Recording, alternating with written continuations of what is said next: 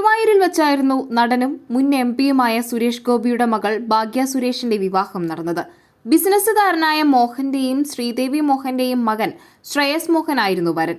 വിവാഹ ചടങ്ങിൽ പ്രധാനമന്ത്രി നരേന്ദ്രമോദി, നടന്മാരായ മമ്മൂട്ടി, മോഹൻലാൽ എന്നിവരുൾപ്പെടെയുള്ള പ്രമുഖർ പങ്കെടുത്തിരുന്നു. ഇതിനിടയിൽ ഭാഗ്യ വിവാഹവേളയിൽ അണിഞ്ഞിരുന്ന ആഭരണങ്ങൾ സംബന്ധിച്ച സമൂഹമാധ്യമങ്ങളിൽ ചർച്ചകളും സജീവമായി. അതിൽ പ്രതികരണവുമായി എത്തിയിരിക്കുകയാണ് സുരേഷ് ഗോപി. സമൂഹമാധ്യമങ്ങളിൽ പങ്കുവച്ച കുറിപ്പിലൂടെയായിരുന്നു പ്രതികരണം. സമൂഹമാധ്യമങ്ങളിൽ പ്രചരിക്കുന്ന അടിസ്ഥാനരഹിതവും ദുരുദ്ദേശപരവുമായ വിവരങ്ങളുടെ വെളിച്ചത്തിൽ ഭാഗ്യ ധരിച്ചിരുന്ന ആഭരണങ്ങൾ സംബന്ധിച്ച് വ്യക്തത വരുത്താൻ ആഗ്രഹിക്കുകയാണ്. ഓരോ ആഭരണവും അവളുടെ മാതാപിതാക്കളുടെയും മുത്തശ്ശിമാരുടെയും സമ്മാനമാണ്. GSTയും മറ്റെല്ലാ നികുതിയും കൃത്യമായി അടച്ചിട്ടുണ്ട്.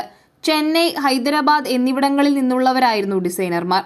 ഒരെണ്ണം ഒരു ജ്വല്ലറിയിൽ നിന്നുള്ളതാണ്. ദയവായി ഇങ്ങനെ ചെയ്യുന്നത് നിർത്തുക.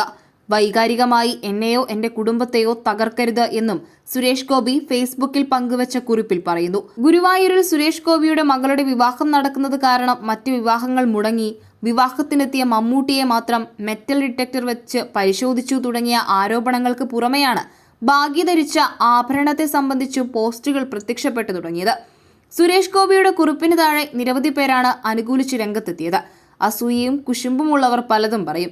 ഈ സന്തോഷവേളയിൽ അതൊന്നും കാര്യമാക്കേണ്ട, ഒരു പ്രത്യേക വിഭാഗത്തിന്റെ അജണ്ട നടപ്പിലാക്കുന്നതാണ് തുടങ്ങി നിരവധി അനുകൂല കമന്റുകളും പോസ്റ്റിന് ലഭിക്കുന്നുണ്ട്.